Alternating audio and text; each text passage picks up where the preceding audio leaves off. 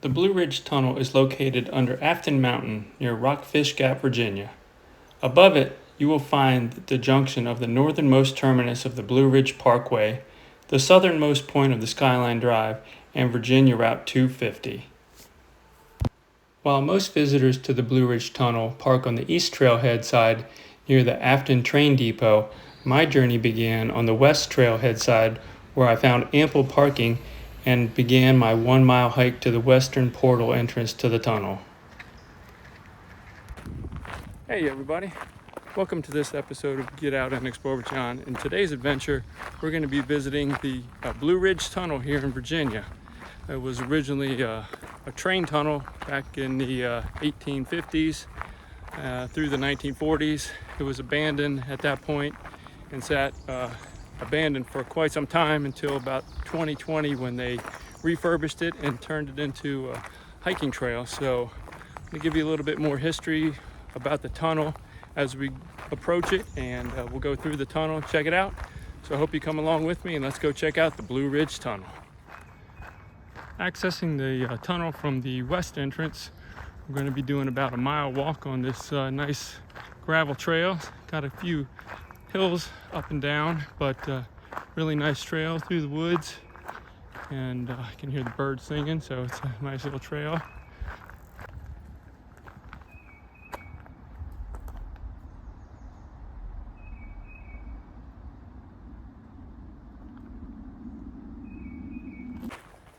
I did a little research about the tunnel and visiting it, and the only piece of gear that I brought with me today was a nice pair of comfortable walking shoes and my headlamp.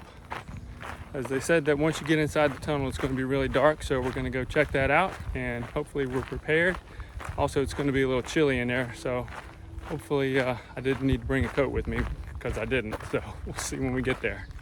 If you all access the tunnel from the west entrance, about 3/4 of the way down the trail, you're going to come to a little clearing here where there's a couple picnic tables and a trash can. So bring a picnic lunch if you're coming from the west side, and just right around that corner is the tunnel entrance on the west side. So just letting you know.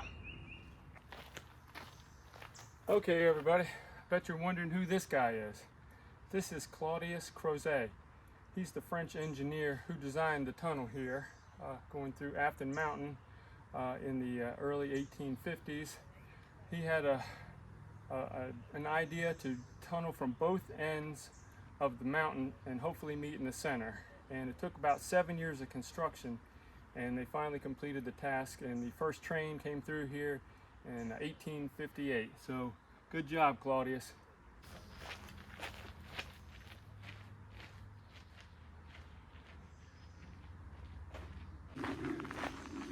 Okay, here we are approaching the west entrance of the tunnel. As you can see, it's lined by stone here. All that work was done by Irish immigrants. The stonework, the blasting and the creating of the tunnel was actually done by local slaves in the area.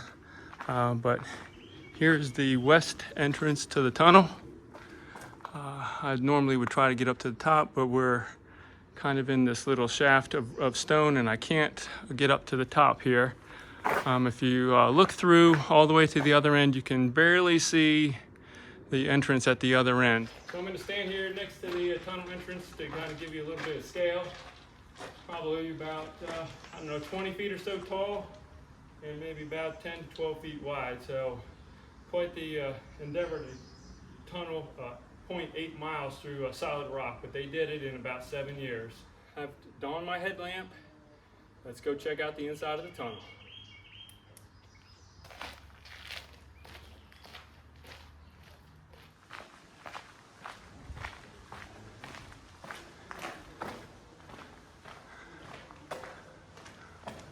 Well, they've done some restoration work on some of the little areas here, but for a 200-year-old tunnel, this thing looks like it's in fairly good shape. They did a nice job regrading it, and looks like so far it's watertight, so hopefully we won't get wet in here.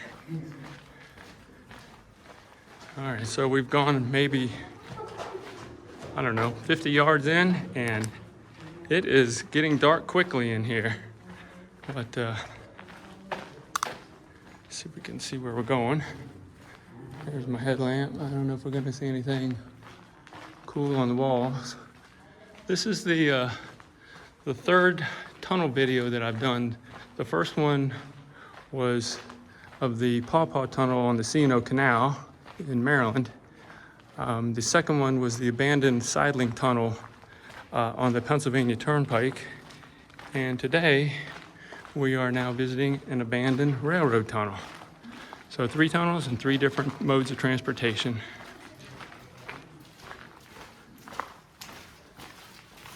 I don't know if you can see me or not, but I definitely can't see anything in here if I did not have a headlamp or a flashlight. It is total pitch black darkness in here, but it's pretty cool.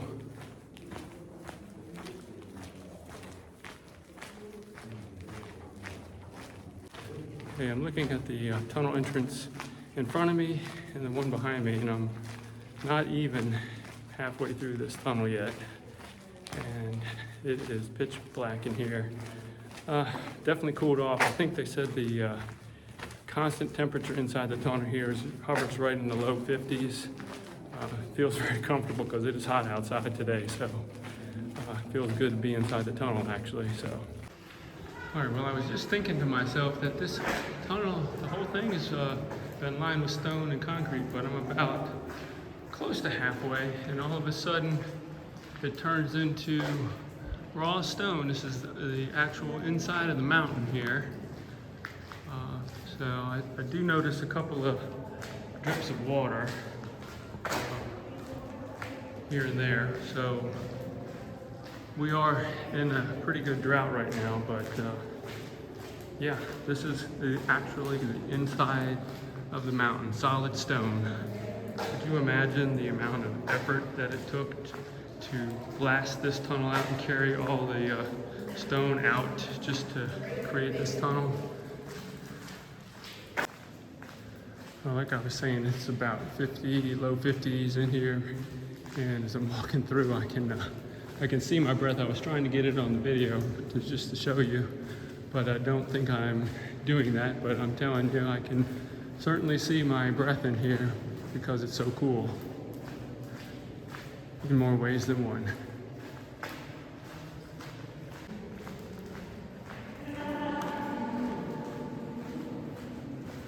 Pretty good echo in here too. In this area, you can see good examples of the marks left in the rock walls by the construction workers who were digging the tunnel, as they were digging with pickaxes and hand-driven pins that were driven 18 inches into the rock. The holes were then filled with black gunpowder to blast it out, because dynamite hadn't been yet invented at the time of construction. After the dust had settled, slaves from the local farms would be tasked at removing the rock. So one thing that I've been looking for as I walk through the tunnel is some type of maybe ventilation shaft up on the ceiling, and I have yet to come across anything. So I'd imagine if you were coming through on a coal train, this thing would be pretty hard to breathe in. Claudius Crozet, who was associated with the Virginia Military Institute, began the design on the tunnel. He came up with an ingenious idea to start digging from both ends of the tunnel at the same time to reduce the construction time. It was the first of its kind, as he directed the workers to start blasting from both sides of the mountain and hopefully meet in the middle. When the two crews met 700 feet below the mountain on Christmas Day in 1856, they were only a few inches off from lining up perfectly, an amazing feat of engineering at the time. After the tunnel closed in the 1940s to railroad traffic, it sat idle for about a decade, and then in the 1950s, the Dixie Bottle Gas Corporation purchased the tunnel and installed 2 14-inch thick concrete bulkheads about 1,400 feet apart in the middle of the tunnel, with hopes of using it to store propane. But they were unable to completely seal it off and eventually abandoned the project. After sitting abandoned for about another 50 years, in 2007, the CSX Railroad Company donated the tunnel to Nelson County, and in 2019, the bulkheads were removed and work began on restoration and repair of the tunnel to convert it into the walking path that we can all enjoy today. The final work was complete and the hiking trail opened in 2020. It is open daily from sunrise to sunset year-round. Check this out. There's a waterfall inside of the tunnel. That is really cool. There's the water heading out that way, but look at that. A little split in the rock right there, and that water is just shooting out of there. How cool is that? I wish you could drink that water if you need to. That's amazing.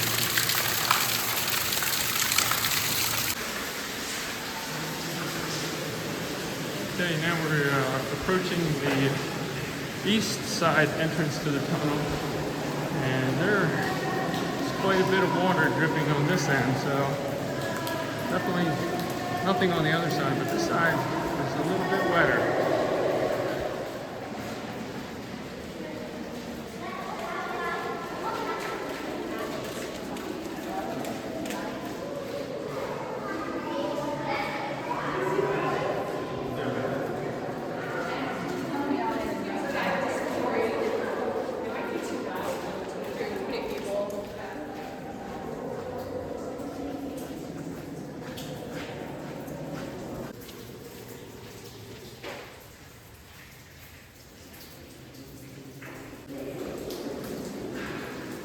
Now we are exiting the east entrance to the tunnel and coming out into the daylight here, and we'll be hit by a big wave of warm air. This is probably about, like I said, around 85 degrees today, but we made it all the way through the tunnel.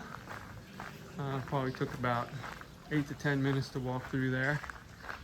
Let's go down here and we'll take a look at the east entrance and see what we can find over here. National Historic Civil Engineering Landmark.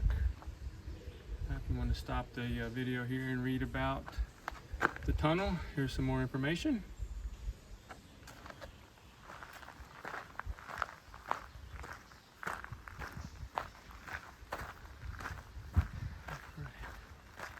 And it is approximately a half a mile hike from the east entrance to the parking lot. I'm not going to go all the way down there, but I believe I saw that there's an old train station down there, and I think it seemed like there was some more parking than there was on the west entrance, although I didn't have any problem finding a parking space, and it's a Saturday around lunchtime, so I don't think you're going to have any issues getting parking here. Alright, so I just turned around and I'm just going to show you what the entrance to the east side of the tunnel looks like. And earlier in the video I was telling you that they used this tunnel up until about 1940. And they abandoned it at that point because the trains and the loads were getting larger and they needed a larger tunnel. So if you look right off to the side here, you'll see a new set of tracks, and right adjacent to this tunnel is a new larger tunnel that accommodates larger trains and is still in use today, and that's when they turned this tunnel into a hiking path. It's kind of overgrown, so you really can't see the entrance to the other tunnel here, but it's right around the corner here. And here's the east entrance to the hiking tunnel of the Blue Ridge Tunnel. So cool little fog coming out of the tunnel there. With all the water, and it's condensing as it hits the warmer air. That's, hopefully you can see that in the video. That's pretty cool. Yeah, there's probably about a 30-degree temperature difference as soon as you walk into the tunnel. So, all right, so we're going to make our way back through the tunnel to the west entrance. And if I see anything that I missed on the way in the first time, I'll let you know.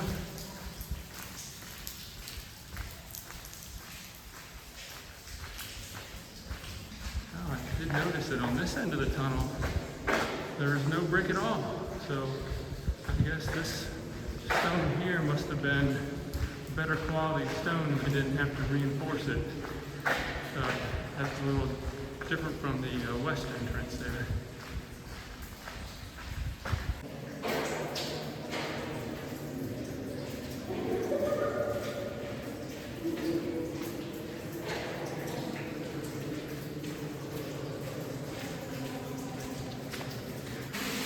All right, two other things I want to add is it looks like the battery to my headlamp is getting ready to die on me, so I'm going to have to walk through the tunnel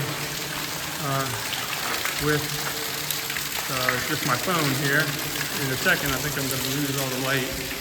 And secondly, on the eastern entrance here, where all the water is dripping, you are probably going to get dripped on a little bit, and I just want to let you know that that water is quite cool, so be prepared for that. All right, let's see if we can make it to the other end before my headlamp completely dies. Whoa.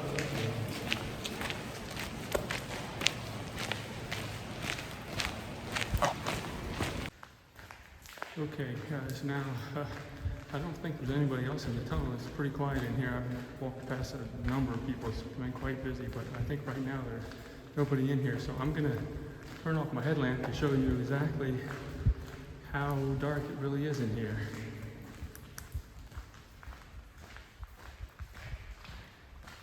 You can see the entrance to the tunnel up there, but it's pitch black where I'm at, so you definitely need light in here. All right, and there we are. It actually is kind of neat in here when there's nobody else in here. You got a pretty good echo, but it's dead quiet in here, other than hear my own echo.